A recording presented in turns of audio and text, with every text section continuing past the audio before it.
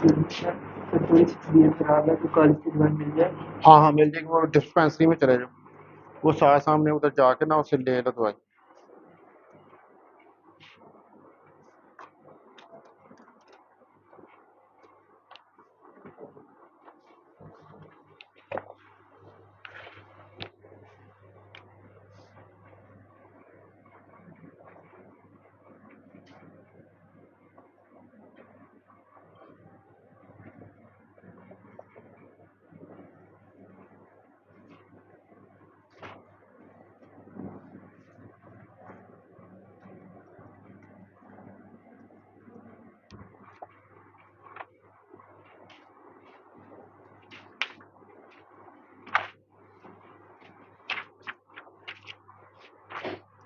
Last time हमने जो है वो मैक्सवेल वेलोसिटी डिस्ट्रीब्यूशन और ग्रैंड कैनोनिकल एंसेंबल जो है उसको कंप्लीट कर लिया था। उसमें principle of equipartition of energy जो है ये भी हमने स्टडी कर लिया था।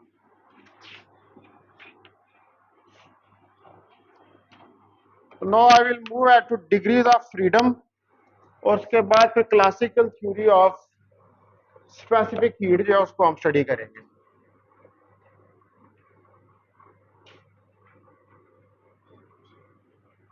डिग्रीज ऑफ फ्रीडम जो है इसके बारे में आप जो है वो पहले भी पढ़ चुके हुए हैं क्लासिकल मैकेनिक्स में, ठीक है।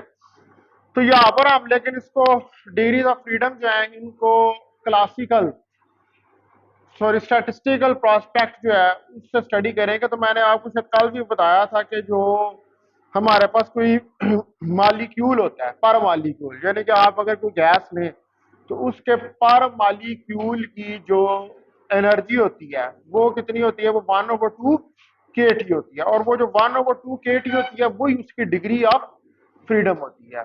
यानी कि पर मालिक्यूल जो है वो हर मालिक्यूल के साथ जो डिग्री ऑफ फ्रीडम अटैच है वो कितनी है, वो 1/2 kT जो है वो है। तो जो प्रिंसिपल है इसका इक्विपार्टीशन का, तो according to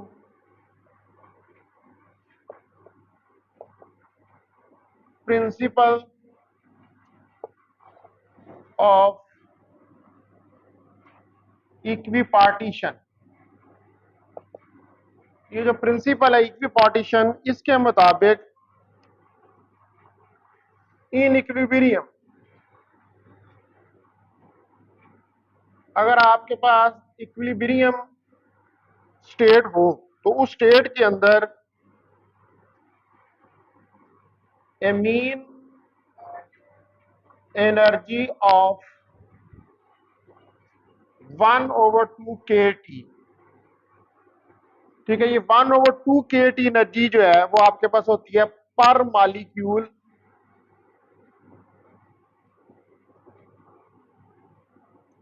is associated with each quadratic term।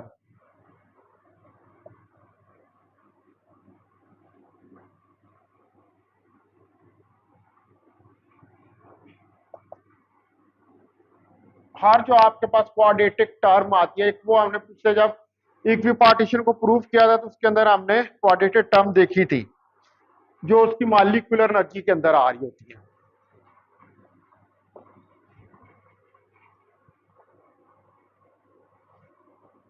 In molecular energy,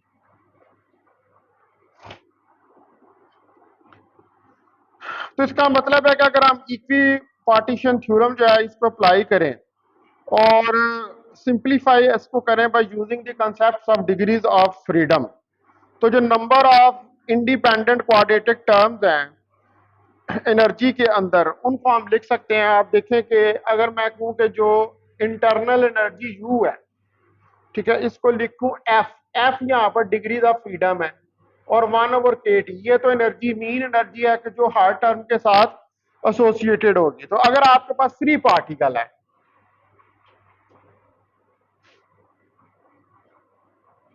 for a free particle, यानी कि ऐसा पार्टिकल के जो तीनों डायमेंशंस के अंदर जो है वो मूव कर सकता है, तो हम उसको कहेंगे वो फ्री पार्टिकल है। तो उसकी एनर्जी जो है क्या होगी, काइनेटिक एनर्जी होगी 1/2 m v² x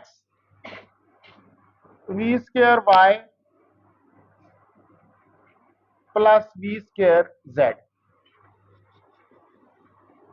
ठीक है, ये इसकी काइनेटिक एनर्जी होगी। तो अगर आप इसको यूं भी लिख सकते हैं कि E is equal to 1/2 mv² x plus 1/2 mv² y plus 1/2 mv² z। तो यहां पर अब डिग्रीज ऑफ फ्रीडम कितनी है? 3 डिग्रीज ऑफ फ्रीडम है। तो F3 है, तो ये F3 जो है यहां पर सब्स्टिट्यूट करें तो ये होगा U3 इंटू 1/2 kT। इसका मतलब है कि ये आ जाएगा 3/2 kT। इस केस में ये आपके पास एनर्जी निकल आएगी। अब केस कोई भी हो सकता है, आपके पास मोनोटॉमिक गैस हो सकती है, डाइटॉमिक हो सकती है, पॉलीटॉमिक हो सकती है। आप उसकी जितनी उसकी डिग्रीज ऑफ फ्रीडम बनती हैं उसके हिसाब से, क्योंकि जो जब मोनोटॉमिक गैस होती है तो उसके अंदर एक मालिक्यूल होता है, एक मालिक्यूल की 3 डिग्रीज ऑफ फ्रीडम आप लेंगे कि वो मूव कर सकता है एक्स वाई या जेड डायरेक्शन में। जब डाइटॉमिक मालिक्यूल आएगा तो उसके अंदर 3 डिग्रीज ऑफ फ्रीडम उसकी होगी, जिसके अंदर वो मूव करेगा एक्स वाई जेड में, और 2 उसकी रोटेशनल की होगी और एक उसकी वाइब्रेशन की होगी है। तो फिर 3 जमा 2 जमा 1 कितनी होगी? 7। उसकी 7 डिग्रीज ऑफ फ्रीडम जो है वो हो जाएगी। इसी तरह आप अगर नंबर ऑफ मालिक्यूल्स बढ़ाते जाते हैं, नंबर मालिक्यूल्स के अंदर नंबर ऑफ एटम्स जो है उनको इंक्रीज करते जाते हैं, तो फिर आपकी डिग्रीज ऑफ फ्रीडम जो है वो इंक्रीज है, क्योंकि हर मालिक्यूल जो है उसके साथ 1/2 kT की मीन एनर्जी जो है वो एसोसिएटेड है। उस मीन एनर्जी के साथ जो है आपने डिग्रीज ऑफ फ्रीडम को मल्टीप्लाई करना है। तो जब आप डिग्रीज ऑफ फ्रीडम जो है वो मल्टीप्लाई करेंगे तो फिर आपके पास उसकी टोटल एनर्जी जो है वो निकल आएगी। ठीक है, आप देखें ना यहाँ पर, ये इसने तो आना ही आना है, ये चीज तो आनी है। अब एफ का आपने डिसाइड करना, what is F? F R the degrees of freedom. कितनी डिग्रीज ऑफ फ्रीडम है? मोनोटॉमिक है, डाइटॉमिक है, पॉलीटॉमिक है, कौन सा है? उसकी degrees of freedom equi partition theorem जो है उसकी मदद से आपने निकाल। ठीक है जी, अब मैं नेक्स्ट जो है वो, चूंकि इसने डिग्री ऑफ फ्रीडम ने उसके अंदर यूज होना है, तो मैं अब जो असल टॉपिक आगे उसकी तरफ आता हूं, classical theory of specific heat.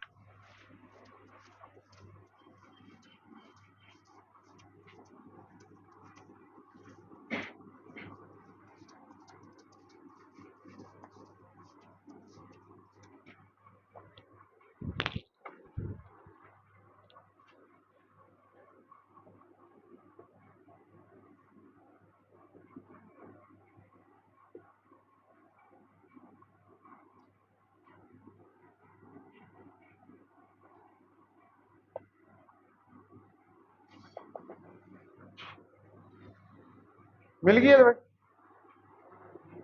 अच्छा, को बिस्किट के लेके खाओ। तो classical theory of specific heat, specific heat जो है ये पहले भी आपने पढ़ा हुआ है, आपको पता है कि वो अमाउंट ऑफ हीट जो रिक्वायर्ड होती है आपको 1 किलोग्राम ऑफ सब्सटेंस का टेम्परेचर इंक्रीज करने के लिए, उसको हम किसी सब्सटेंस की स्पेसिफिक हीट जो है उसका नाम देते हैं।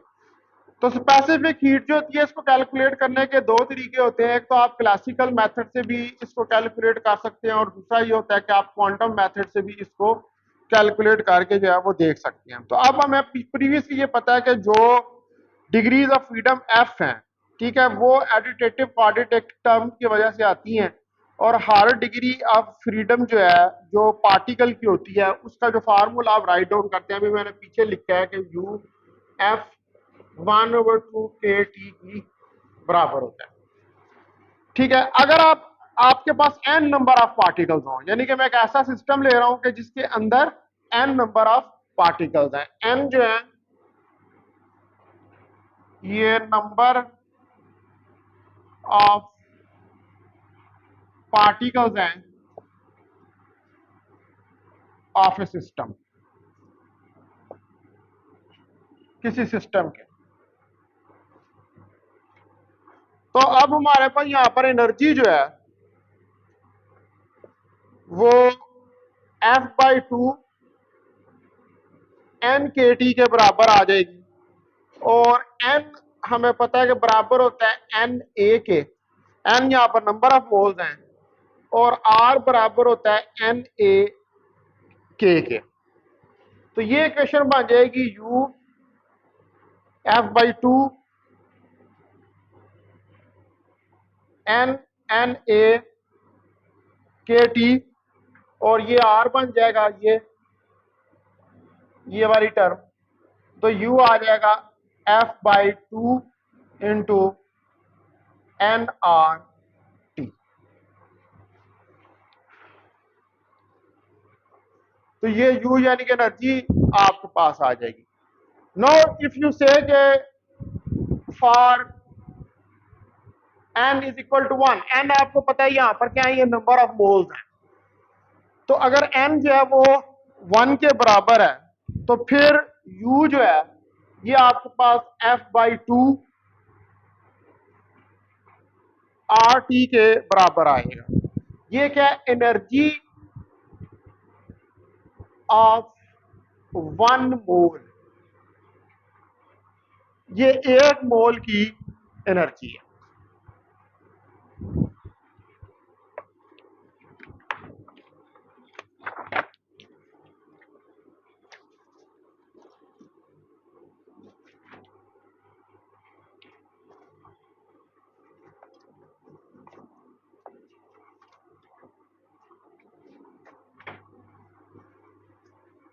ये अटेंडेंस को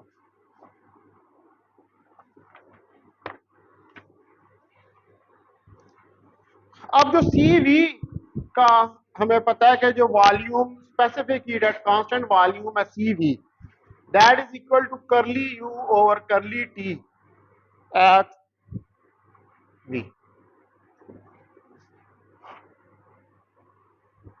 ये फार्मूला आपने पढ़ा हुआ है specific heat at constant volume का, ठीक है। अब इसके अंदर अगर मैं वैल्यू पुट कर दूं U की, तो करली over curly T F/2 RT ये आ जाएगा, और ये मेरे पास क्या आ जाएगी, T तो खत्म हो जाएगा यहां से, तो ये आ जाएगा F/2 R। अब ये CV निकल आई, ठीक है। अगर अब मैं ये निकालना चाहता हूं कि CP को निकालना चाहता हूं, तो फिर आपको इस रिलेशन का पता है कि CP minus CV is equal to R के बराबर होता है, और CP यहां से CV प्लस R के बराबर आ जाएगा। अब इसके अंदर आप वैल्यू जो है वो सब्स्टिट्यूट कर दें CV की, तो CV कितना निकला है F/2 R प्लस R, तो ये CP जो है ये 3/2 के बराबर आ जाएगा।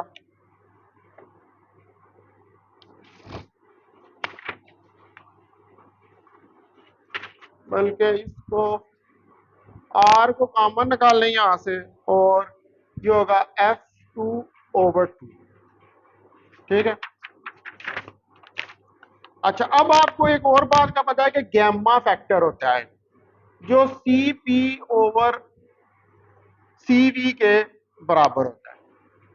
तो इस गैमा, आपके पास CV और CP दोनों की वैल्यूज मौजूद हैं, तो वो इसके अंदर सब्स्टिट्यूट करें तो गैमा हमारे पास आ जाएगा F+2 divide by 2 R divide by F/2 R, ठीक है। तो यहां से ये R से कैंसिल हो जाएगा, तो गैमा आपके पास आ जाएगा F/2 डिवाइडेड बाई F। ये गैमा की वैल्यू निकल आएगी। तो इसका मतलब है कि CV हमारे पास आया F/2 R, CP हमारे पास आया F/2 ओवर 2 R, और गैमा हमारे पास आया F/2 ओवर F।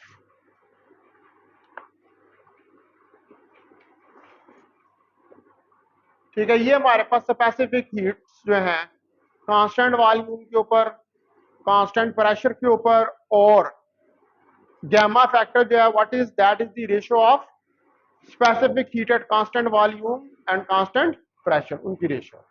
ठीक है, अच्छा अब अगर हम देखें ये वाली वैल्यूज जो है इनको निकाल के देखें फ्री एटम्स के लिए।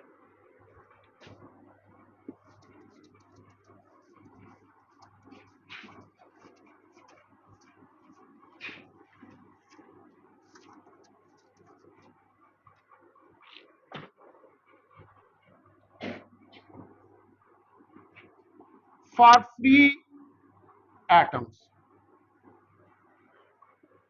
तो अगर फ्री एटम जो है उसकी डिग्रीज ऑफ फ्रीडम 3 है, 3 ही होंगी ना, इधर उधर मूव कर रहा है एक्स वाई जेड में। तो for free atom f is equal to 3, degrees of freedom हमारे पास 3 है, तो सी वी हमारे पास आ जाएगी 3/2 आर, तो ये आ जाएगा आर की वैल्यू रखें तो 1.5। इसी तरह C P 3+2 divided by 2 into R, इसमें भी आर गैस कांस्टेंट की वैल्यू रखेंगे तो ये निकल आएगा। बहरहाल आप इसको हम इसको आर की फॉर्म में लिख लेते हैं, इसमें वैल्यू आर की गैस कांस्टेंट की रखेंगे तो ये वैल्यू टोटल निकल आएगी, लेकिन आप इसको आर की फॉर्म में निकाल लें। उसके बाद गैमा 3+2 डिवाइडेड बाई 2, तो ये 1.67 के बराबर आ जाएगा।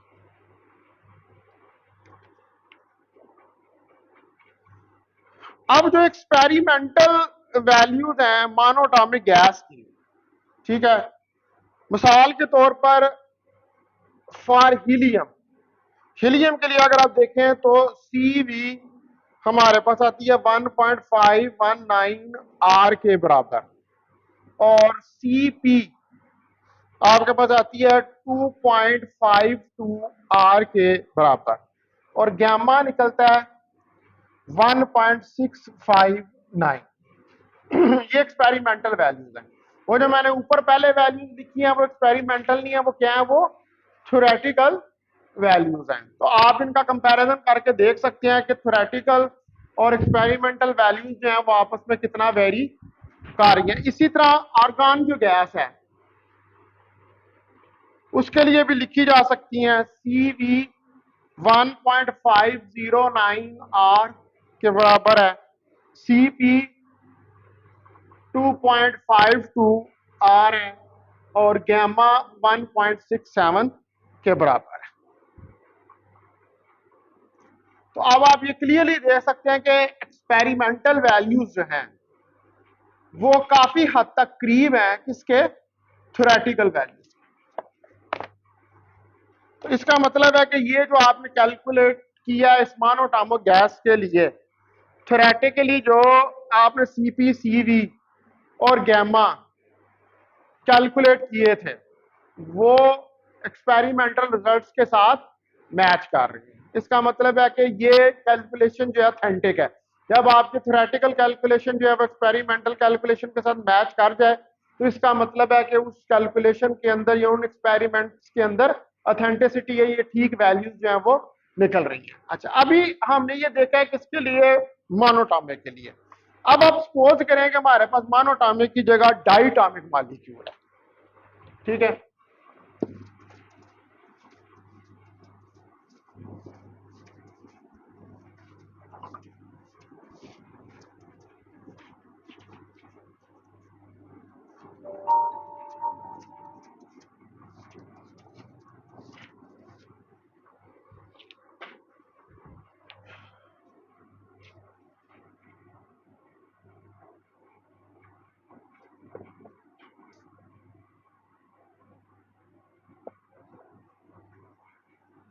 सपोज करें कि आपके पास डाइटॉमिक मॉलिक्यूल है, तो in the case of diatomic gas each molecule जो है वो कंसिस्ट करेगा किस पे, डाइटॉमिक मॉलिक्यूल के अंदर 2 एटम्स होते हैं।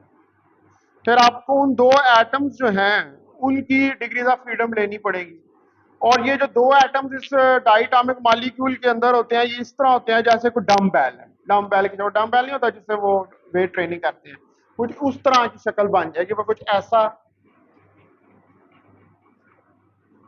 ये डम बेल जो है उसकी शेप होती है। ठीक है, तो इस तरह डाइटामिक मॉलिक्यूल जो होगा, यानी कि दो एटम्स होंगे साइडों के ऊपर। ठीक है, अब ये जो हमारे पास मॉलिक्यूल है, इसके अंदर पहले नंबर पर तो होगी, नंबर 1 पे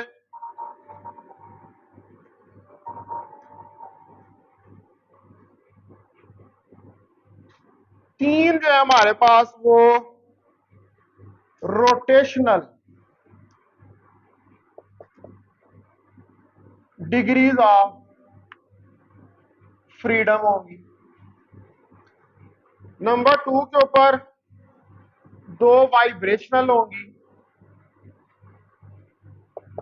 और नंबर 3 पर दो रोटेशनल होंगी। लेकिन ये रोटेशनल कौन सी होंगी? जो स्पिन की वजह से हैं, spin at its own axis.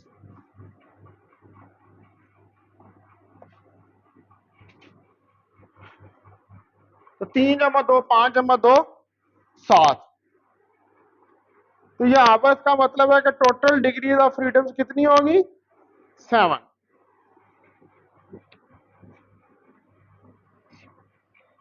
अब क्वेश्चन यहां पर ये अराइज होता है कि इसमें ट्रांसलेशनल डिग्रीज ऑफ फ्रीडम क्यों नहीं है?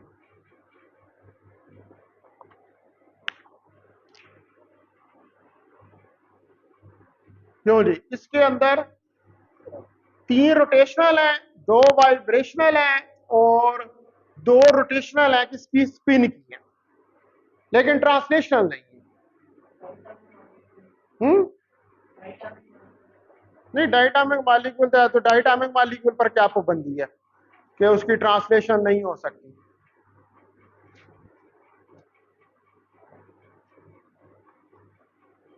भाई ये दोनों मॉलिक्यूल एक दूसरे के साथ अटैच हैं in the shape of dumbbell. ये डम्बेल की शेप है, ये कोई फ्री पार्टिकल नहीं है, ये दोनों एक दूसरे के साथ हैं। अगर एक जो है वो मूव करने की कोशिश करेगा तो दूसरा उसके साथ, मतलब अगर ये मूव करता है तो ये यूं नहीं जा सकता, ये एंगल बनाएगा इस तरह, ऊपर की तरफ जा सकता है, नीचे की तरफ जा सकता है, ठीक है, या यहां से इस तरफ जा सकता है, या इस तरफ आ सकता है। तो ये ट्रांसलेशन नहीं कर सकता, यूं नहीं जा सकता कि ये सीधा यूं जाए, फिर ये मुड़ के सीधा ऐसे हो जाए, और फिर मुड़ के ये सीधा ऐसे हो जाए, क्योंकि ये दोनों आपस में कनेक्टेड है। तो इसलिए इनकी ट्रांसलेशनल, हाँ अगर अकेला होता तो फिर वो फ्रीली एक्स वाई जेड के अंदर मूव कर सकता था। तो इसलिए जो है वो इनकी 3 रोटेशनल डिग्रीज ऑफ फ्रीडम है। स्पिन, अब ये स्पिन भी करेगा अपने एक्सिस के अबाउट भी, वो एटम जो है वो क्या करेंगे? वो स्पिन करेंगे। रोटेशन तो है ना इकट्ठी, जो ये एक रॉड सी बनी हुई है, इस पर ऐसे रोटेशन कर सकता है, ऐसे कर सकता है, नीचे जा सकता है, नीचे जा सकता है, ठीक है, लेकिन अपने स्पिन अपने एक्सिस के अबाउट अब दो क्यों ली है? एक एटम अपने एक्सिस के अबाउट रोटेट करेगा, दूसरा एटम भी अपने एक्सिस के अबाउट रोटेट करेगा। तो जब दोनों अपने एक्सिस के अबाउट रोटेट करेंगे तो इसका मतलब है कि उसकी स्पिन की 2 डिग्रीज ऑफ फ्रीडम होगी। ठीक होगी बात? तो अब ये जो F7 है, इससे आप निकालें अगर CV, तो ये निकलेगी 3.5 R। CP निकालें तो ये निकलेगी 4.5 R, और गामा निकालने तो ये 1.29 के बराबर निकलेगा। अब जो एक्सपेरिमेंटल वैल्यू, ये तो थ्योरेटिकल आ गई, वो जो पीछे मैंने फार्मूले कैलकुलेट उनमें आप पुट करेंगे F7 को, तो ये सारी निकल आएंगी। अब जो हाइड्रोजन गैस है, अब इसकी जो एक्सपेरिमेंटल वैल्यूज देखें, CV जो है वो हमारे पास 2.438 R है, CP हमारे पास 3.45 R है, और गैमा जो है ये 1.4 है। इसी तरह ऑक्सीजन के लिए, ये भी डायटोमिक गैस है, ऑक्सीजन के लिए CV 2.5 R है, और CP 3.5 R है, और गैमा जो है ये 1.401 के बराबर है।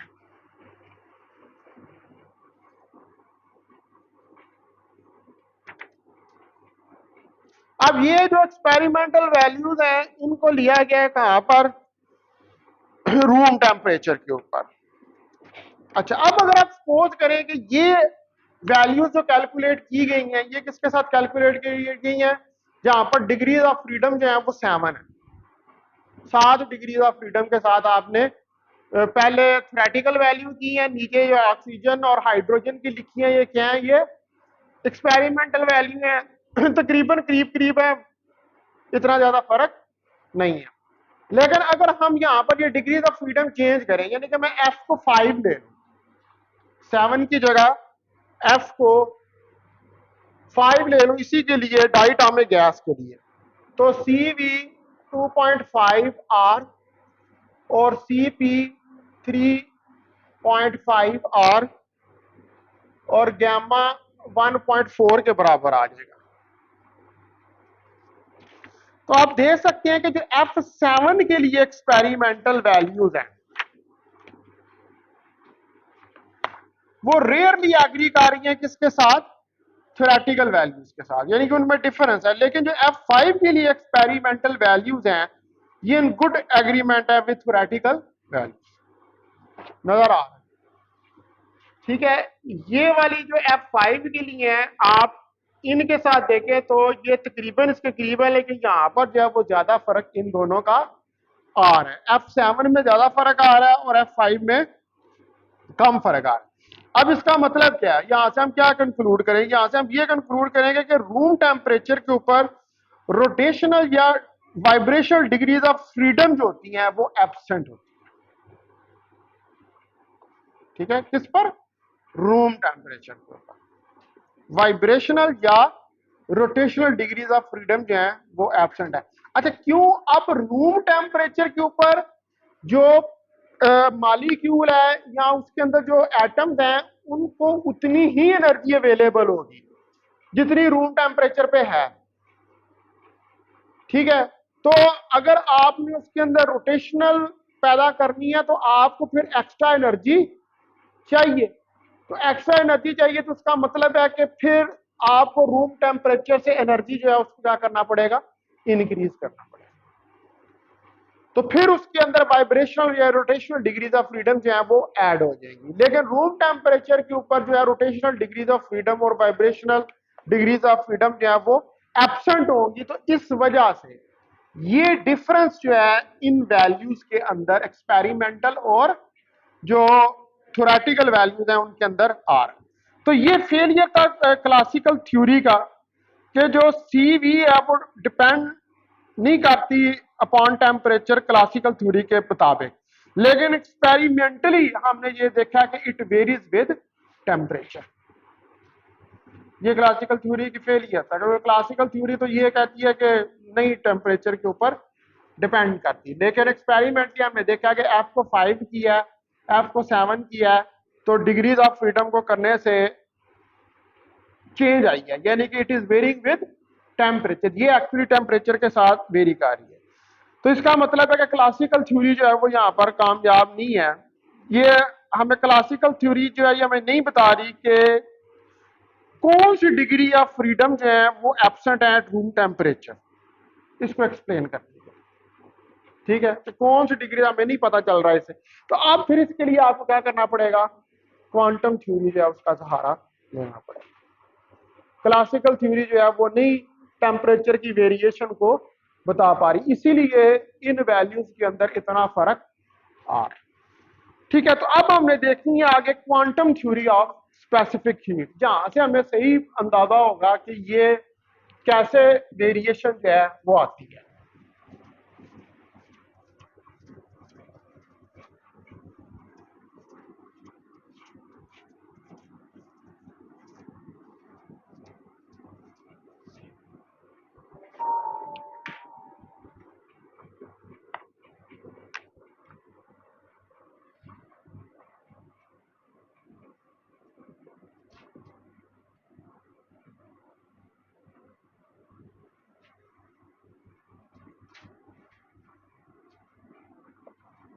तो नेक्स्ट हमने जो है वो अब स्टडी करना है कि what is the quantum theory of specific heat.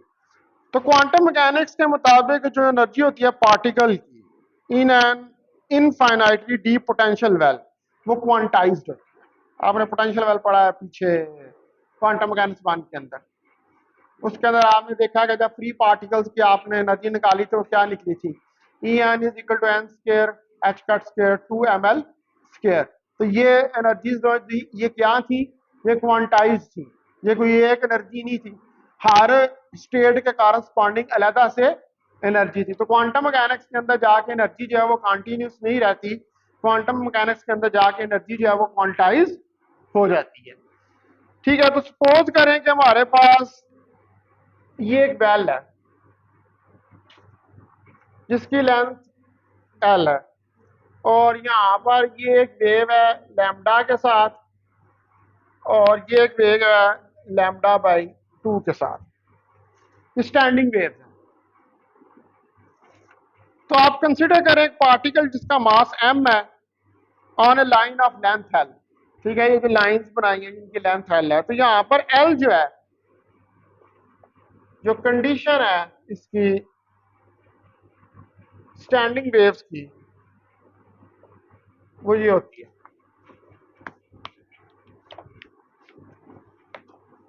ठीक है, अब जो डी ब्रॉगली वेव लेंथ है वो आपको पता है कि हमारे पास होती है P N H over lambda N के बराबर।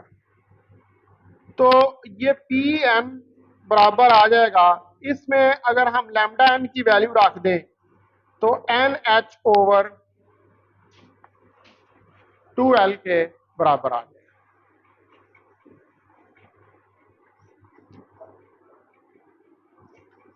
तो अब जो एनर्जी होती है फ्री पार्टिकल की एन स्टेट के अंदर, वो हमने कैलकुलेट की हुई है कि E N P square N over 2m। ये जब हमने free particle in a box किया था तो उसमें free particle in a box के अंदर हमने ये की थी n square h square pi square divided by 2ml square. ठीक है, और इसको अगर लिखें आप एच कट के बगैर तो ये n square h square pi square over 8ml square. ये वाली एनर्जी हम free particle in a box जो है उसकी हम कैलकुलेट कर चुके हैं। तो चूंकि अब हम यहाँ पर ये सपोज कर रहे हैं कि एक फ्री पार्टिकल है जो बॉक्स के अंदर है, तो उसकी ये एनर्जी स्टेट्स हैं। तो अब यहाँ पर अगर दो एनर्जी स्टेट्स का आप डिफरेंस निकालें, यानी कि अगर एक मैं लूं ग्राउंड स्टेट पे N1, ये ग्राउंड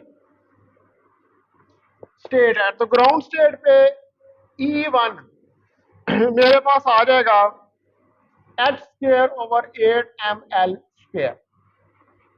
और अगर N2 लूं तो N2 के ऊपर मेरे पास E2 4h square 8ml square के बराबर आ जाएगा। ठीक है, अब अगर मैं इनका डिफरेंस ले लूं, डिफरेंस ऑफ एनर्जी जो है वो ले लूं, तो वो क्या होगा डेल्टा E2 माइनस E1। तो यहां पर आप देखें कि 4h square 8ml square minus h square 8ml square. तो ये डेल्टा E जो है हमारे पास कितना आ जाएगा 3h स्क्वायर 8ml स्क्वायर। ठीक है, इतना डिफरेंस ऑफ एनर्जी जो है वो आएगा अगर दो स्टेट्स के दरमियान में आप निकालें।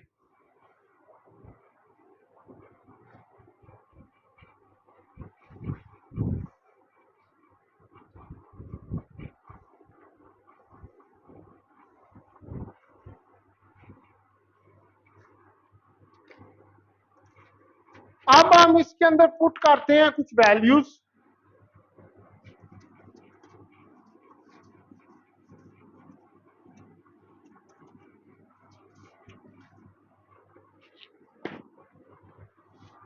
तो वैल्यूज पुट करेंगे, एल जो है वो 1 सेंटीमीटर के बराबर है, यानी कि 10 की ताकत नफी 2 मीटर के। एम 10 की पावर माइनस 23 ग्राम है, यानी कि ये हो जाएगा 10 की पावर माइनस 26 किलोग्राम। और एच जो है ये 6.63 10 की पावर माइनस 34 जूल सेकंड के बराबर होगा।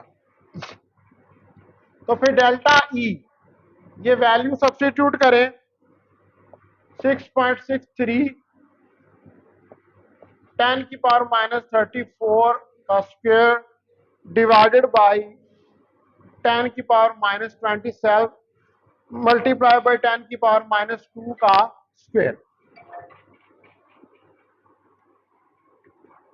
तो ये सारा कैलकुलेट करेंगे तो ये आएगा डेल्टा ई, यानी कि डिफरेंस ऑफ एनर्जी 16.48 10 की पावर माइनस 38 जूल, यानी कि डेल्टा ई जो हमारे पास अप्रोक्सीमेटली 10 की पावर माइनस 37 जूल के बराबर आ जाएगा।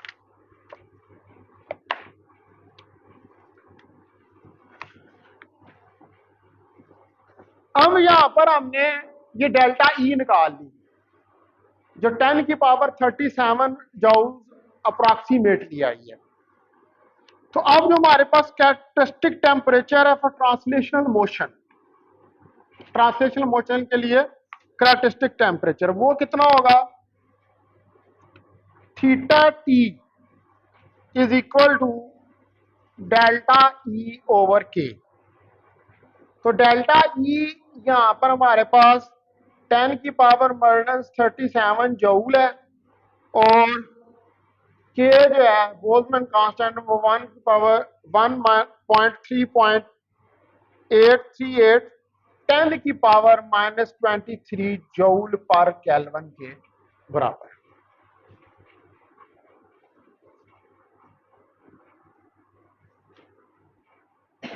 ठीक है जी। अब ये वैल्यूज जो हैं आप इस इक्वेशन के अंदर रख दें तो थीटा टी जो है ये आपके पास आ जाएगा 10 की पावर माइनस 37 डिवाइडेड बाई 10 की power minus 23 that is equal to 10 की power minus 14 kelvin.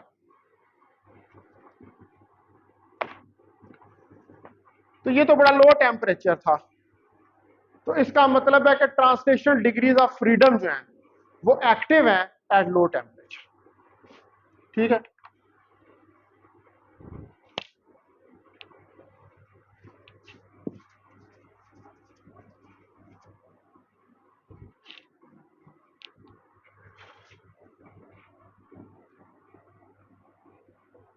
The translational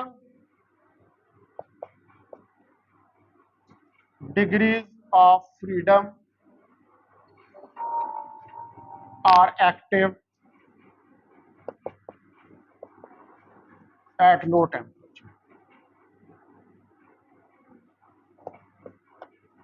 तो क्लासिकल में तो नहीं थी आपको मिल रही।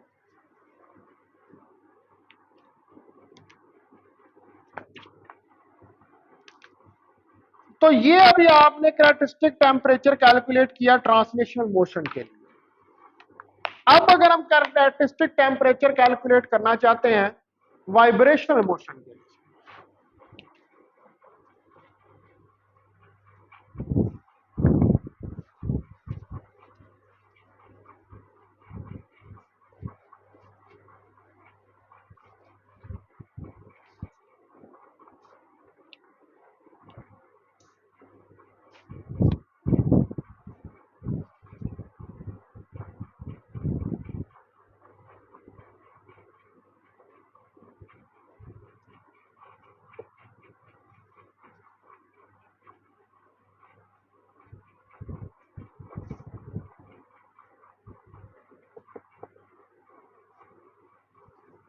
ठीक है, वाइब्रेशनल मोशन जो है उसके लिए कैरेक्टरिस्टिक टेम्परेचर को कैलकुलेट करना चाहते हैं तो मॉलिक्यूल जो वो शो करता है वाइब्रेशनल स्पेक्ट्रल लाइन और वो फ्रीक्वेंसी जिस पर ये शो करता है वो फ्रीक्वेंसी होती है एफ यहाँ पर एफ को डिग्री ऑफ फ्रीडम कह रहे हैं तो उसको म्यू कह रहे हैं। म्यू 10 की पावर 14 साइकिल्स पर सेकंड इसके ऊपर शो कर रहा है स्पेक्ट्रल लाइन इस फ्रिक्वेंसी। तो डाइटॉमिक मॉलिक्यूल जो है ये अब्जॉर्ब नहीं करता all light of different frequencies, यानी कि ये एक लिमिट है। आप ये नहीं है कि जो जितनी फ्रिक्वेंसीज की लाइट उसके ऊपर डाल दी है वो सारियों को ऑब्जर्व करेगा, क्योंकि ये डाइटॉमिक मॉलिक्यूल जो है इसके ऊपर ऑसिलेट करता है, इसकी ये फ्रिक्वेंसी है।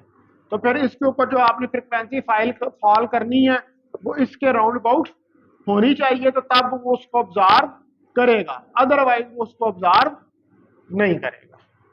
ठीक है, तो जितनी आप लाइट डालेंगे बस जरूरी नहीं है कि सारी फ्रिक्वेंसीज की लाइट को ऑब्जर्व कर ले। तो ये सिर्फ वो पोर्शन जो है फोटॉन का स्पेसिफिक एनर्जी का ऑब्जर्व करेगा जिसकी स्पेसिफिक फ्रिक्वेंसी होगी और वो स्पेसिफिक फ्रिक्वेंसी इसके राउंड अबाउट होगी। ठीक है, और ये वाइब्रेशन शुरू कर देगा इस फ्रिक्वेंसी के ऊपर, क्योंकि ये फ्रिक्वेंसी ऑफ क्या है, वाइब्रेशन है।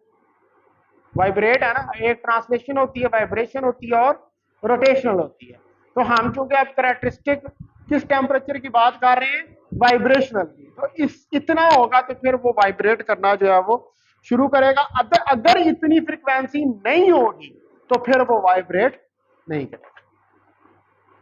ठीक है, तो यानी कि इतनी होगी तो ऑब्जर्व करेगा। जब रेडिएशन को ऑब्जर्व करेगा तो इसका मतलब है कि एनर्जी को ऑब्जर्व कर रहे हैं। रेडिएशन को ऑब्जर्व करने का क्या मतलब है कि एनर्जी को ऑब्जर्व कर रहा है, और जब एनर्जी को ऑब्जर्व कर लेगा तो एनर्जी को ऑब्जर्व करने के बाद उसके अंदर वाइब्रेशनल मोशन जनरेट हो जाएगी। मोशन अगर रूम टेम्परेचर के ऊपर था तो वो मूव नहीं कर रहा, आपने उसके ऊपर लाइट फॉल की है तो उसके बाद उसके अंदर वाइब्रेशनल मोशन जो है वो एक्टिव हो गया। पहले हो सकता है वो सिर्फ ट्रांसलेशनल मोशन ही कर रहा हो, या मे बी ये भी पॉसिबिलिटी है कि सिर्फ रोटेशनल मोशन और ट्रांसलेशनल मोशन कर रहा हो, लेकिन आपने जब उसके अंदर एनर्जी को ऑब्जर्व करवाया तो उसने फिर वाइब्रेशनल मोशन भी स्टार्ट कर दी। ठीक है, तो लेकिन होनी इतनी फ्रीक्वेंसी उसकी चाहिए रेडिएशन की। तो इसका मतलब है कि जो एनर्जी ऑफ फोटॉन है जो कि ऑब्जर्व होती है डाइटॉमिक गैस से, उसको आप कह सकते हैं कि वो energy delta E H F. अब ये फोटॉन की एनर्जी है, तो delta E is equal to 6.63 10 की power minus 34 joule second into F, F 10 की पावर 14 जो ये वाला, बल्कि मैं इस पर एफ नहीं यहाँ पर म्यू ले रहा हूं ताकि डिग्री ऑफ फ्रीडम से ये मिक्स ना हो। ठीक है, तो ये हमारे पास क्या आ जाएगा, delta E is equal to 10 की पावर माइनस 20 जूल, इतनी एनर्जी निकल आएगी। ये एनर्जी निकल आएगी। तो जो कैरेक्टरिस्टिक टेम्परेचर है वाइब्रेशनल मोशन के लिए, theta mu that is equal to H mu over K, यानी कि डेल्टा ई ओवर के। तो ये आ जाएगा theta mu is equal to 10 की पावर माइनस 20 डिवाइडेड बाई 10 की पावर माइनस 23। तो ये आ जाएगा 10 की पावर 3 केल्विन।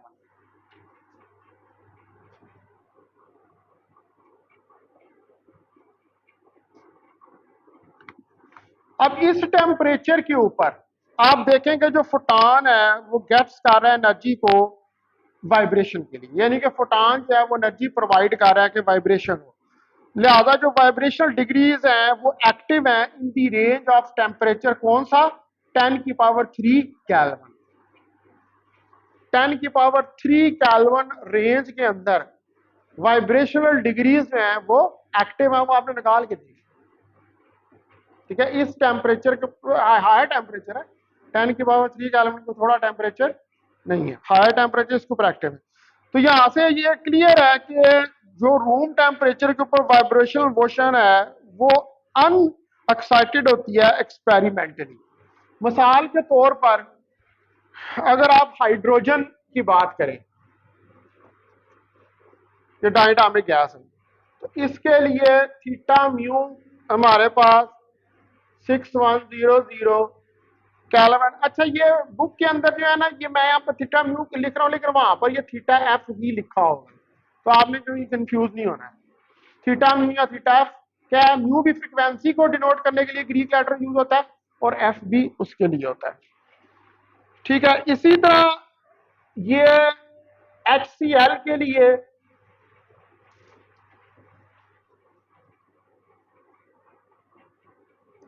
थीटा एफ जो है ये बराबर होता है 4140 केल्विन, और कार्बन मोनोऑक्साइड के लिए थीटा एफ होता है 3070 केल्विन।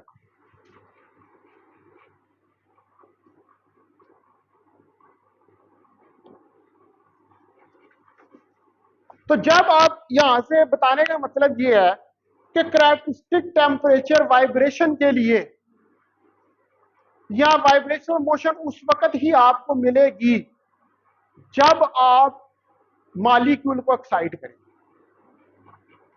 और मॉलिक्यूल को किस तरह एक्साइट करेंगे? उसके ऊपर रेडिएशंस हैं, उनको फॉल डाउन करेंगे और उन रेडिएशंस को 10 की पावर 14 जो है, ठीक है, 10 की पावर 14 पर साइकिल्स पर सेकंड के बराबर होना पड़ेगा या उससे ज्यादा होना पड़ेगा, तब वो उनको ऑब्जॉर्व करेगा, और ऑब्जॉर्व करने के बाद उसके अंदर वाइब्रेशनल डिग्रीज जो हैं वो पैदा होंगी। अदरवाइज अगर उससे नीचे, ये थ्रेशोल्ड कंडीशन है, लिमिट है, इससे नीचे रहेगा तो फिर वो रेडिएशन को ऑब्जॉर्व नहीं करेगा। इसलिए जो डायटोमिक मॉलिक्यूल है वो सारी रेडिएशन जो है उनको ऑब्जॉर्व नहीं करता, वो सिर्फ वही करता है जो 10 की पावर 14 साइकिल्स पर सेकंड के बराबर होती है। ठीक है, अब हमने कैरेक्टरिस्टिक टेम्परेचर देखना है रोटेशनल मोशन के लिए। दो आपने चेक कर ली है, ट्रांसलेशन के लिए भी देख लिया और वाइब्रेशन के लिए भी देख लिया। अब रोटेशनल के लिए हमने चेक करना है।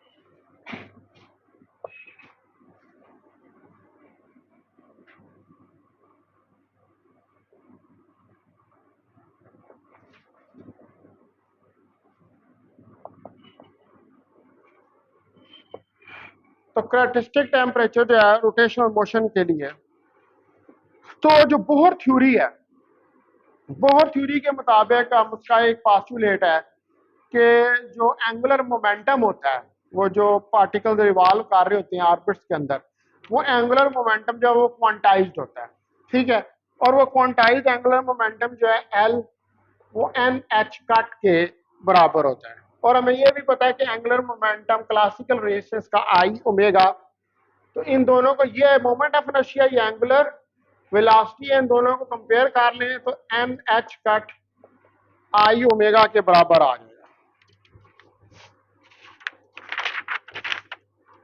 तो अब अगर आप फर्स्ट एक्साइटेड स्टेट लें, पहली, यानी कि एन को 1 ले लें, तो हमारे पास आई ओमेगा जो है ये एच कट के बराबर आ जाएगा। अब जो पोटेंशियल एनर्जी है फर्स्ट एक्साइटेड स्टेट की, यानी कि एनर्जी n1 के ऊपर जो है, वो डेल्टा ई, आपको पता है कि रोटेशनल एनर्जी बराबर होती है 1/2 आई ओमेगा स्क्वायर के।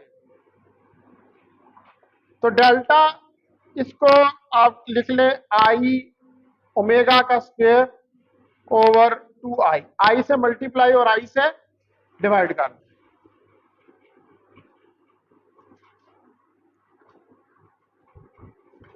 तो ये आई ओमेगा स्क्वायर एच कट के बराबर है, तो ये आ जाएगा H cut square over 2i। ये एनर्जी जो है ये आपके पास निकल आए। ठीक है, अब आई जो है इसमें मोमेंट ऑफ इनर्शिया है, चूंकि डाइटॉमिक मॉलिक्यूल है तो डम बेल है, डम बेल का मोमेंट ऑफ इनर्शिया है। तो ये मोमेंट ऑफ इनर्शिया जो है ये आप कहते हैं कि ये बराबर है आई एम ए स्क्वायर के। अब चूंकि डम बेल है तो डम बेल के अंदर तो दो मासेज होते हैं, तो हमें फिर कंसेप्ट लेना पड़ेगा रिड्यूस मास का कि M M1 M2 M1 plus M2। तो M1 अगर 10 की पावर माइनस 23 ग्राम है और M2 भी 10 की पावर माइनस 23 ग्राम।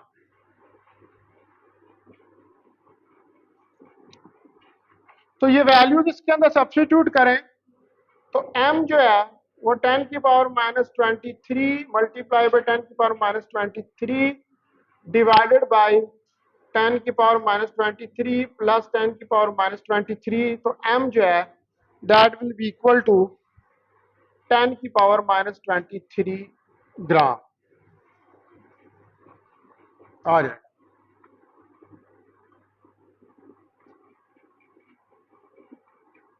अब डेल्टा ई जो क्वांटम मैकेनिकली है वो बराबर होती है H cut square over 2m ए स्क्वायर। तो यहां पर m जो है वो 10 की पावर माइनस 23 ग्राम है, जिसको आप कह सकते हैं कि 10 की पावर माइनस 26 किलोग्राम। ए जो है ये 10 की पावर माइनस 8 सेंटीमीटर है, जिसको आप कह सकते हैं 10 की पावर माइनस 10 मीटर।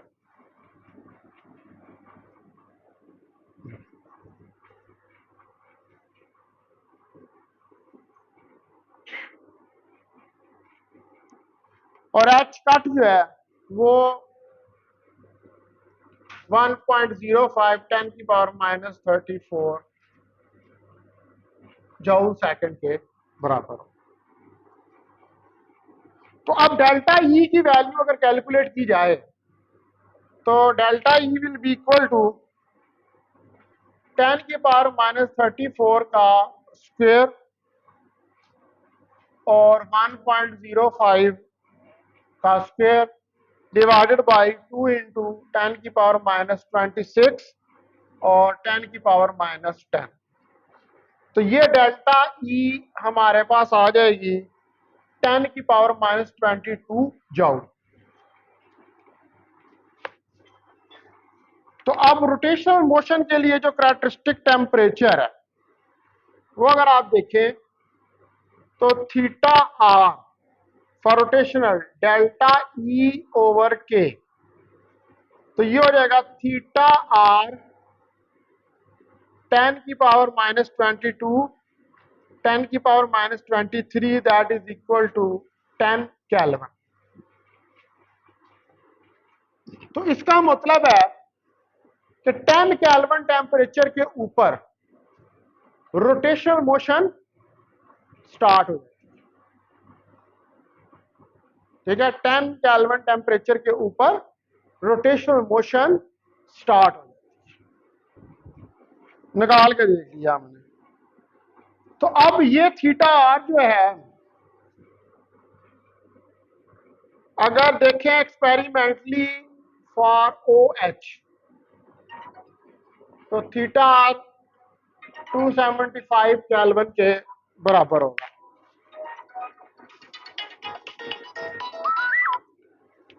जी कप्तान जी जी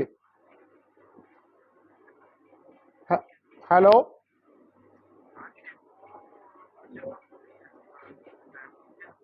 वो नहीं आ रही, सलमान जी को नहीं लगा रही, वो शायद कल तक लगे, शायद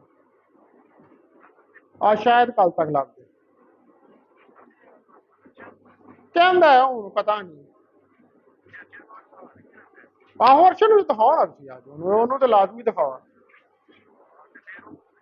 ਉਹ ਤੇ ਉਹਨੂੰ ਅਗਰ ਉਹ ਕੱਲ ਦਾ ਮਿਲੇਗਾ ਤੁਹਾਨੂੰ ਵੀ ਦਿਖਾ ਲਾਂਗੇ, ਉਹ ਤਾਂ ਕੋਈ ਮਸਲਾ। ਤੁਸੀਂ ਅੱਜ ਅਰਸ਼ਦ ਨੂੰ ਵੀ ਦਿਖਾਉਣਾ ਹੈ ਲਾਜ਼ਮੀ। ਹਾਂ ਬਸ ਉਹਨੂੰ ਦਿਖਾਓ ਹੈ ਠੀਕ, ਉਹਨੂੰ ਦਿਖਾਓ ਤੇ ਉਹ ਅਗਰ ਕੱਲ ਲੱਭ ਗਿਆ ਤਾਂ ਕੱਲ ਉਹਨੂੰ ਵੀ ਦਿਖਾ ਲਾਂਗੇ। ਠੀਕ ਹੈ ਉਹ ਮੈਂ ਜਾਰੀ ਹੈ, ਉਹ ਮੈਨੂੰ ਵੈਸੇ ਕਿਹਾ ਵੇ ਕਿ ਜਿਸੇ ਲੱਭ ਗਿਆ ਮੈਂ ਦੱਸ ਦਿਆਂਗਾ ਤੁਹਾਨੂੰ। ਠੀਕ ਹੈ। हाँ ठीक है ना, हाँ। और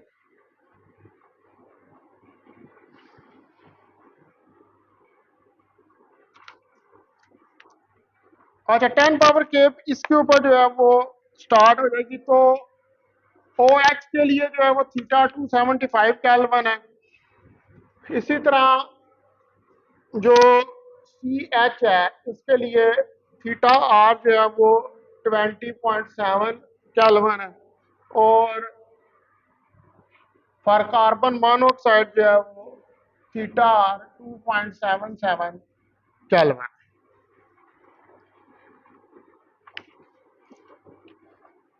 तो इसका मतलब है कि जो 10 की पावर हमारे पास -14 है, यानी कि जो 0 केल्विन के बराबर होती है अप्रॉक्सीमेटली।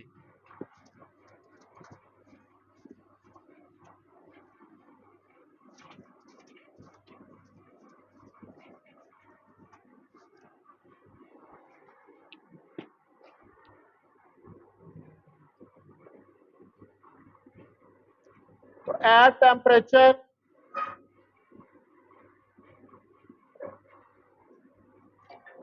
10 की पावर -14 बड़ा मिनिमम टेम्परेचर है, अप्रॉक्सीमेटली 0 केल्विन के बराबर। तो इसके ऊपर ट्रांसलेशन मोशन जो है is active at F is equal to 3। ठीक है, इसी तरह at 10 kelvin rotational motion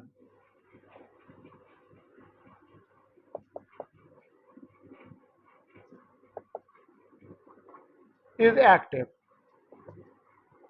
rotational motion जो है वो एक्टिव हो जाती है, that is F 3 + 2 is equal to 5।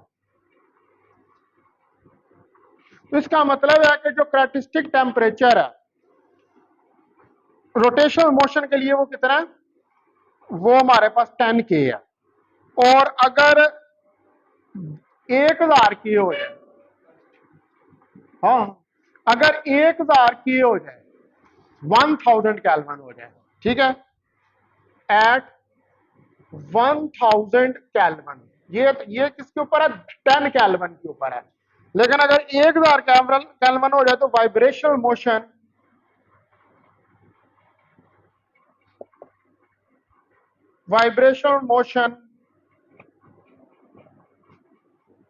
Is active.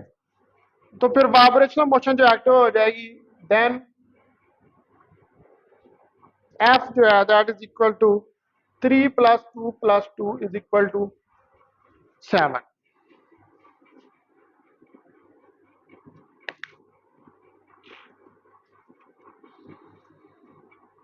तो रूम टेम्परेचर एक्चुअली आपके पास क्या होता है, 300 केल्विन।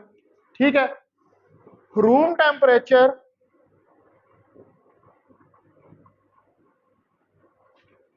एक्चुअली होता है 300 केल्विन। तो 300 केल्विन के ऊपर आपके पास F5 होती है। तो इसका मतलब है कि F5 यानी कि F5 के ऊपर वाइब्रेशनल F5 अगर 300 केल्विन हो तो F5 के ऊपर जो वाइब्रेशनल मोशन है वो एक्टिवेट हो जाती है रूम टेम्परेचर पर F5 हो, F7 नहीं। अगर F5 हो तो फिर वाइब्रेशनल मोशन एक्टिव हो जाती है। F5 vibrational motion activated at room temperature.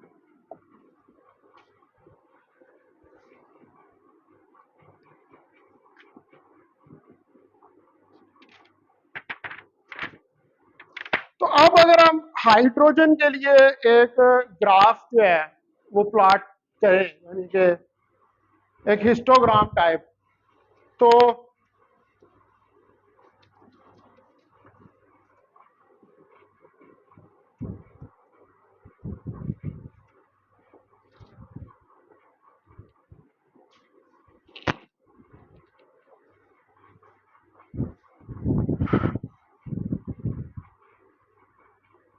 For H2 के लिए आप देखें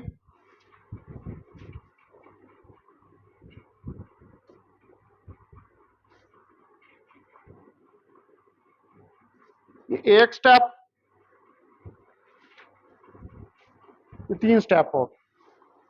तो यहां पर आपके पास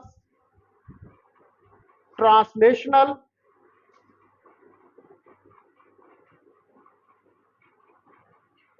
मोशन हो जाएगी, इधर जो है वो रोटेशनल और यहां पर वाइब्रेशनल। इसका मतलब है कि मिनिमम टेम्परेचर के ऊपर ट्रांसलेशनल मोशन तो होती है, ठीक है। टेम्परेचर इंक्रीज करें तो फिर रोटेशनल भी आ जाती है, और उससे ज्यादा टेम्परेचर इंक्रीज करें तो वाइब्रेशनल भी आ जाती है। इसका मतलब है कि जो डिग्रीज ऑफ फ्रीडम है वो टाइम के ऊपर, सॉरी टेम्परेचर के ऊपर डिपेंडेंट है, जो कि आप ये कह रहे थे क्लासिकल थ्योरी में कि it is independent of time. That is wrong, चूंकि एनर्जी जो है वो क्वांटाइज्ड होती है, एक एनर्जी नहीं होती, एनर्जी जो है वो डिफरेंट होती है। तो इसका मतलब है कि CV जो है वो वेरी करती है with temperature.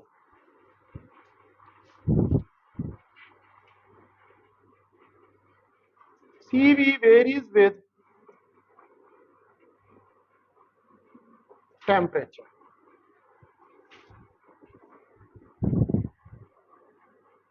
Due to degrees of freedom. और F7 for H2 at temperature greater than equal to 1000 Kelvin। 1000 Kelvin किसका निकाला था? वाइब्रेशनल। 10 Kelvin के ऊपर रोटेशन होती है और 1000 Kelvin के ऊपर वाइब्रेशनल जो है वो स्टार्ट होती है। अब हमने जो है ये सारा जो स्पेसिफिक हीट थी इसका पूरा देखा है कि कब हमारे पास रोटेशनल डिग्रीज आती हैं, कब ट्रांसलेशन होती हैं और कब वाइब्रेशन होती है। अब जो आपने इसके अंदर ये टर्म्स यूज की हैं, ट्रांसलेशनल, रोटेशनल और वाइब्रेशनल, अब हमने इनके पार्टीशन फंक्शन जो है वो कैलकुलेट कर दिए, ठीक है। क्योंकि किसी सिस्टम की एनर्जी डिस्ट्रीब्यूशन को डिस्क्राइब करने के लिए पार्टीशन फंक्शन जो है उसका होना जरूरी होता है, उसको कैलकुलेट करना जरूरी होता है। तो नो नेक्स्ट जो है वो मैं I will start vibrational partition function.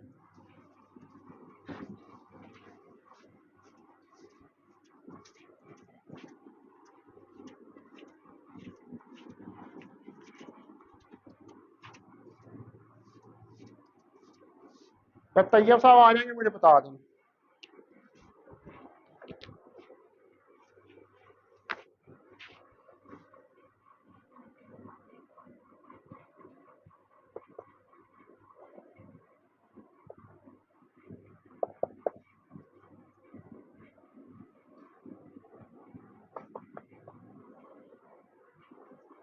अब हमने वाइब्रेशनल पार्टीशन फंक्शन जो है इसको कैलकुलेट करना है। तो वाइब्रेशनल पार्टीशन का मतलब है कि जो वाइब्रेटरी मोशन है, ठीक है।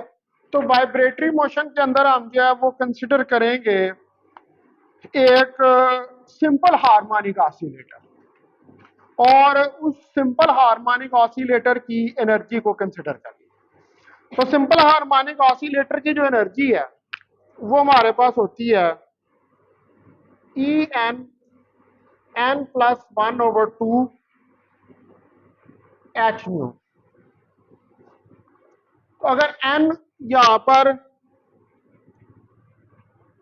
0 हो तो E0 1/2 h न्यू के बराबर होती है, इसको कहते हैं 0 point energy of simple harmonic oscillator. तो यहां पर है ना, आपको पता है कि वेरी करता है 0 1 2 3 अप टू 100। तो अगर हम 1/2 h न्यू को निगलेक्ट कर दें, यानी कि 0 पॉइंट एनर्जी को निगलेक्ट कर दें, निगलेक्ट 1/2 h न्यू,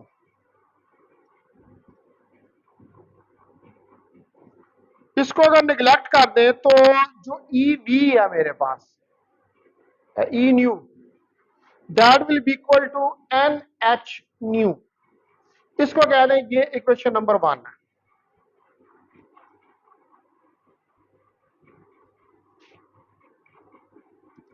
अब यहां पर इसके लिए जो पार्टीशन फंक्शन है, ठीक है, जेड न्यू,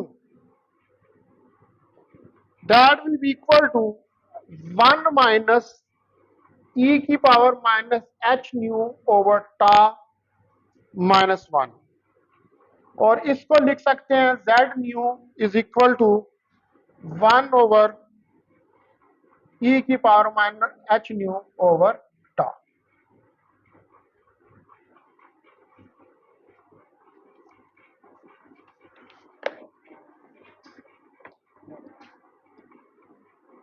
ठीक है, ये पार्टीशन फंक्शन। अब ये मैंने अभी डायरेक्ट लिखा है, इसको निकाल के दिखाता हूं कि ये किस तरह हमारे पास पार्टीशन फंक्शन जो है आता है।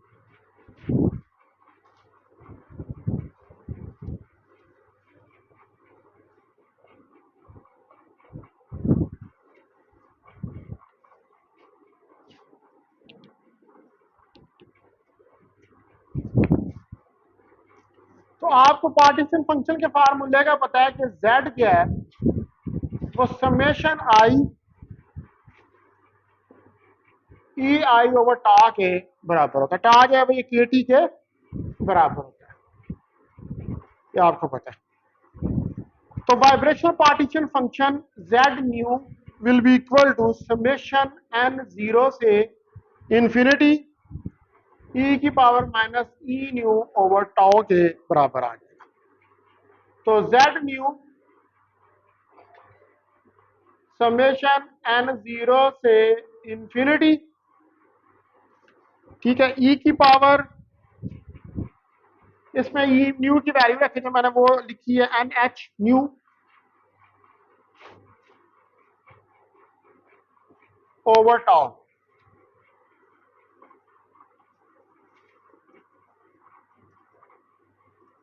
अब आप इस सीरीज को ओपन कर सकते हैं क्योंकि समेशन दी हुई है, ठीक है। तो जेड न्यू जो है इसको हम लिखेंगे ई की पावर 0 प्लस ई की power minus H nu over tau plus E की power minus 2 h nu over tau plus E की power minus 3 h nu over tau up to 100। तो इसको हम लिख सकते हैं कि Z V, Z mu 1 plus E की power minus H nu over tau की पावर 1 प्लस ई की power minus H nu over tau की पावर 2 और प्लस ई की power minus H nu over tau की पावर 3 अप टू 100। अब आप इसको कंपेयर कर लें 1 माइनस एक्स की पावर माइनस 1 से, इसको ओपन करेंगे तो 1 plus x square plus x cube आपको सॉन ये आ जाएगा।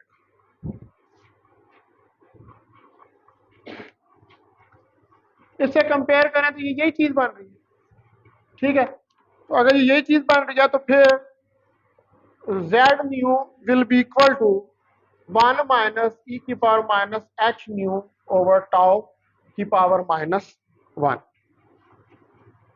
तो जेड न्यू जो है ये हमारे पास आ जाएगा 1/1 माइनस ई की power minus H nu over tau. इसको कह दें ये इक्वेशन नंबर 2 जो है वो आ गई। वही इक्वेशन नंबर 2 है जो ये वाली थी आपके पास। ये मैंने अभी इधर लिखी थी ना डायरेक्ट, इस पर मैंने प्रूव करके आपको दिखा दिया है कि ये किस तरह है। अब जो हेल्महोल्ट्ज़ फ्री एनर्जी है, अगर वो आप निकालना चाहते हैं इस डायटोमिक मॉलिक्यूल, ठीक है, तो निकाल लेते हैं।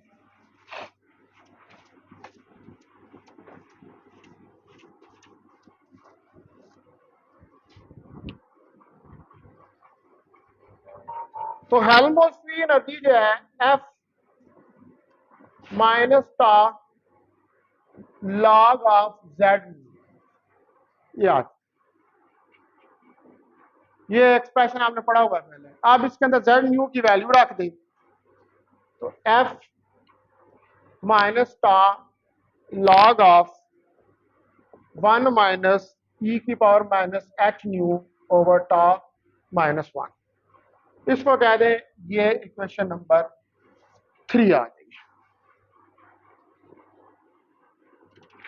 अब आपको पता है कि जो एफ है ये यू माइनस टा सिग्मा के बराबर होती है।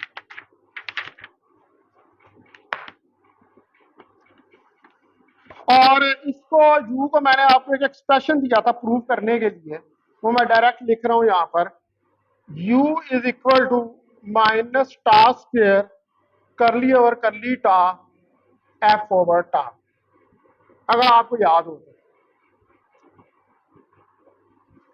होगा तो नहीं, वैसे तो आपको तो नहीं है, लेकिन 12 वो आपका मसला, मेरा नहीं है, ठीक है। ये मैंने जो है ये कहा था कि इसको ये किया हुआ है प्रूव, ये 3 लाइनों में हो जाता है। तो इसके अंदर आप हमें जो है वो वैल्यू हमने सब्स्टिट्यूट करनी है F minus tau square curly over curly टा माइनस टा लॉग ऑफ 1 माइनस ई की power minus H nu over tau की पावर माइनस 1 और ब्रैकेट क्लोज। तो ये आ जाएगा आपके पास u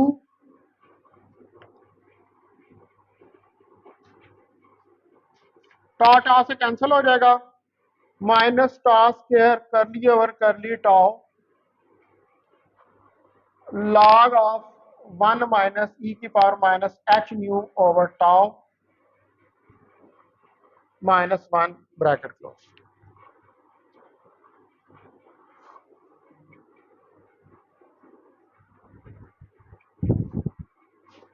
ठीक है, तो इसको अब आप सिंप्लीफाई करें, सिंप्लीफाई करेंगे इसकी विद रिस्पेक्ट टू टाउ, इसको डिफरेंशिएट कर देंगे तो ये आएगा आपके पास u is equal to minus tau square, अब डेरिवेटिव ले लें 1 ओवर ई की power minus H nu over tau, साथ में ई की power minus H nu over tau और H nu over tau square. ये आ गया, ठीक है। मैंने विद रिस्पेक्ट टू टाउ क्या किया, इसका डेरिवेटिव। अब आप देखेंगे इसमें कटिंग कुछ होगी, ये इससे कैंसिल हो जाएगा, तो ये u आ जाएगा नेगेटिव, नेगेटिव के साथ खत्म हो जाएगा, यहाँ पर एक नेगेटिव आएगा, ये इसके साथ खत्म हो जाएगा। तो एच न्यू ई की power minus H nu over tau 1 minus E की power minus H nu over tau. तो u जो है ये आपके पास आ जाएगा H nu divided by 1 minus E की power minus H nu over tau और E H nu over tau.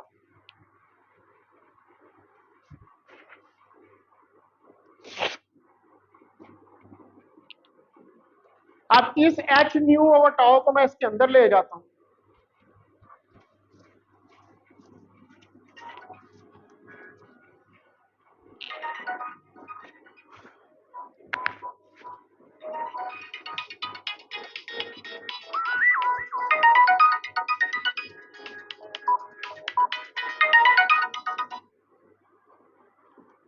Hello hello अस्सलाम वालेकुम। जी हाँ ठीक ठाक, और तुम सुनाओ, ठीक हो?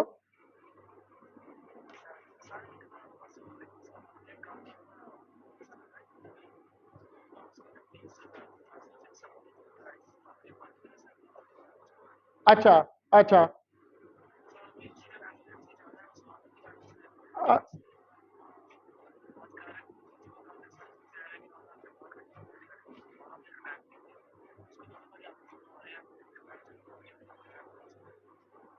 वो तुम ऐसे करो ना, हाँ तुम ऐसे करो ना, वो उनसे मिलो इफ्तिखार शाह साहब से।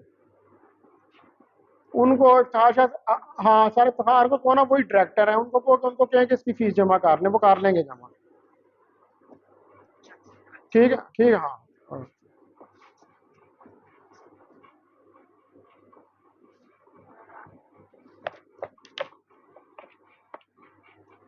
अच्छा जी, ये बस मैं लास्ट स्टेप लिखने लगा हूँ। यू जो है that is equal to H nu divide by E की power minus H nu over tau minus one. That is equation number 4। तो ये जो है, ये आपके पास इसका पार्टीशन फंक्शन जो है वो आ गया है। अभी हमने इसको आगे फर्दर सॉल्व करना है, तो मैं इसको यहीं पे जो है वो स्टॉप कर